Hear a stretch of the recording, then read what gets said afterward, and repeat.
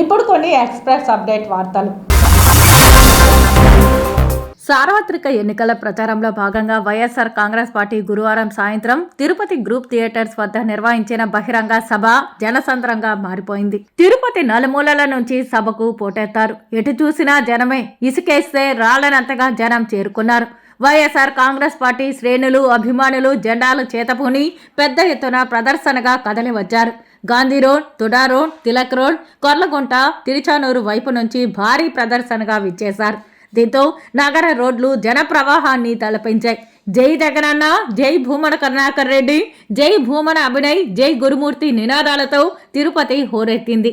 YSR Congress party నగర అధ్యక్షుడు పాలగిరి ప్రతాప్ రెడ్డి అధ్యక్షత వహించిన ఈ సభకు TTD chairman, Tirupati MLA Bhumana Karunakar Reddy ముఖ్య అతిథిగా విచ్చేశారు.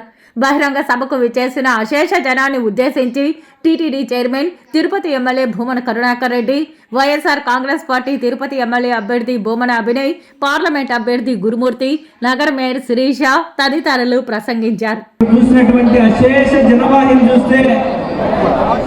వీళ్ళందరూ కూడా పుక్కులిచ్చి ఉమ్మేస్తే ఈ ఆర్ఎన్ శ్రీనివాస్ గేట్ నుంచి చిత్తూరు వరకు కొట్టుకొని పోయే పరిస్థితి కనిపిస్తుంది. ముఖ్యంగా కూటమి సభ్యులందరికీ వాళ్ళందరినీ ఒకటి అడుగుతున్నా, ఈ తిరుపతిలో ఎవ్వరు లీడర్లే లేకుండా ఎక్కడి నుంచో వచ్చినటువంటి ఒక అవుట్డేటెడ్ నాయకుడిని తీసుకొచ్చి ఇక్కడ పెట్టారు. ఎట్ట కనిపిస్తుంటే ఒక అప్డేటెడ్ నాయకుడికి, ఒక అవుట్డేటెడ్ నాయకుడికి మధ్య పోటీ అంటే దాన్ని ఎలా ఉంటుందో ఊహించండి. కొత్తగా వచ్చినటువంటి ఐఫోన్ 15కి ఎప్పుడో పాతకాలం నాటి నోకియా 1100 ఫోన్కి మనం ఒకటి గమనించాలి, అభివృద్ధి చేసినటువంటి నాయకుడు కావాలా, అభివృద్ధి ఏంటో తెలియనటువంటి. ఇప్పుడు మనం చిత్తూరు చూస్తే అది ఇంకా ఎంత వెనకబడిందో అర్థమవుతుంది. 5 సంవత్సరాలు పాలించినటువంటి ఆయన తిరుపతికి ఏం చేశాడో ఒకసారి చూడాలి, చిత్తూరుకి ఏం చేశాడో చూడాలి. అలాగే తిరుపతి నగరాన్ని కేవలం 2 సంవత్సరాల్లో ఎవ్వరు ఊహించిన రీతిలో అభివృద్ధి చేసి అసలు రోడ్లు ఎక్కడ చూసినా ఎంతో విశాలమైనటువంటి రోడ్డు, అంకుర హాస్పిటల్ రోడ్డు, గొలవానిగుంట రోడ్డు, పూలవానిగుంట రోడ్డు,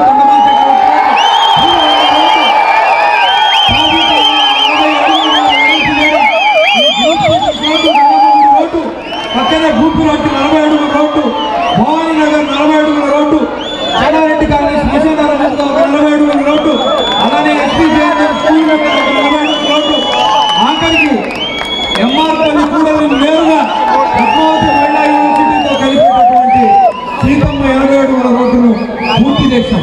ఇలా నేను రోడ్ల గురించి చెప్పుకుంటూ పోతే మనం 20 నిమిషాల పాటు మనం రోడ్లపైన మాట్లాడుకోవాల్సినటువంటి అవసరం ఉంది.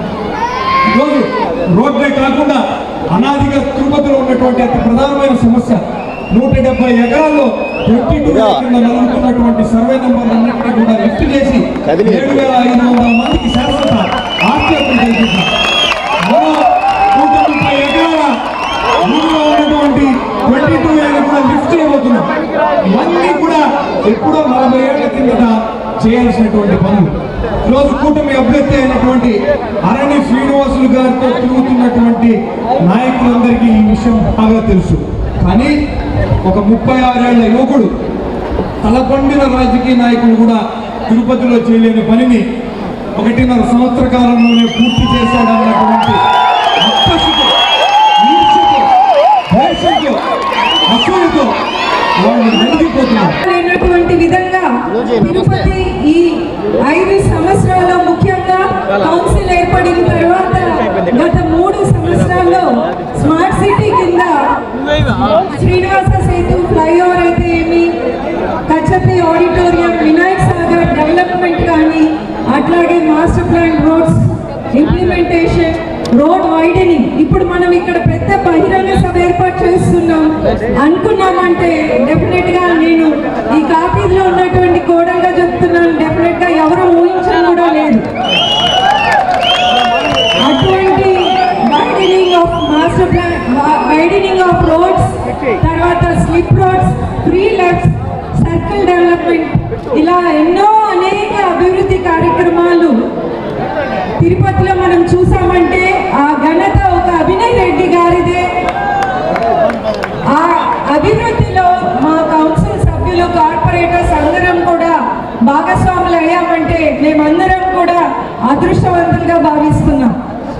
చివరిగా ఒక్కటే ఒకటి చెప్పాలి, సాధారణ కుటుంబం నుంచి వచ్చిన నేను అసాధారణమైనటువంటి పోస్ట్, ఆ స్థానం అంటే తిరుపతి లాంటి ఒక ఆధ్యాత్మిక క్షేత్రానికి మొట్టమొదట మహిళా మేయర్గా నన్ను ఈ కుర్చీలో నిలబెట్టిన ఘనత అది వైఎస్ జగన్ గారికి, అలాగే భూమన కుటుంబానికి.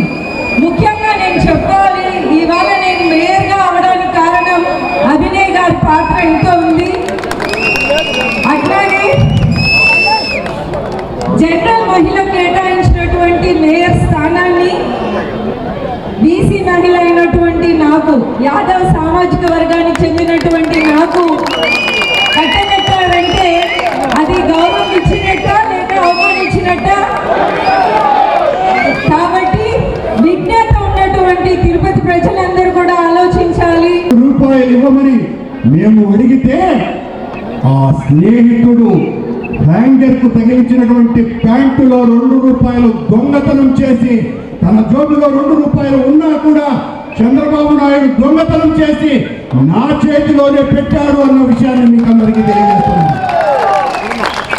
నువ్వు నీతులు చెప్తున్నాడు చంద్రబాబు నాయుడు, వేరే వాళ్ళ దగ్గర చెప్పు చంద్రబాబు నాయుడు, నీ గురించి నా గురించి చెప్పమాక, నీ సంగతులన్నీ కూడా కడిగి పారేస్తాం తిరుపతి నడుమీదులలో.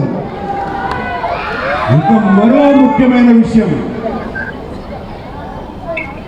ఈ రోజున ఈనాడు పత్రిక మా మీద ఇష్టం వచ్చినట్టుగా జగన్మోహన్ రెడ్డి గారి మీద, జిల్లాలో నా మీద, నా కొడుకు మీద అక్కసు వెళ్ళగక్కి హద్దులు లేకుండా వ్యవహరిస్తున్నాడు. నాకు రామోజీరావు గారు చాలా సన్నిహితంగా ఉండినటువంటి వ్యక్తి.